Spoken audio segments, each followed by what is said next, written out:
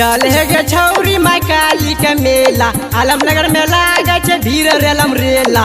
हाँ चल मैया के काली मैया के दर्शन करे गे छौरी प्रसाद खिलेबो। चल मैया के दर्शन करे गे छौरी चौमिन चाट खिलेबो। चल गे छौरी माई काली के मेला आलमनगर में लागे भीड़ रेलम रेला।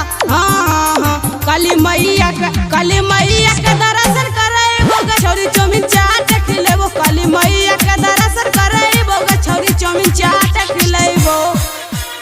Mixed by DJ Kanchan Raj Muzaffarpur. Presented by PM Recording Studio, Alamnagar, Madhepura.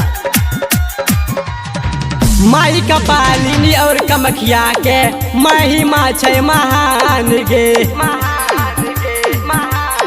हे गे वो करे कृपा से चले दुनिया जहान गे। मैया काली के चरण छुएबो गे छौरी प्रसाद खिलेबो। माई काली के चरण छुएबो गे छौरी प्रसाद खिलेबो। Mixed by DJ Kanchan Raj Muzaffarpur. Presented by PM Recording Studio, Alamnagar, Madhepura. सज धज के रही है तैयारी लगा चर्चा किया है बौगे। हे गे कहा छौ पंकज सर्वेसवा मेला तोरो घुमैबोगे।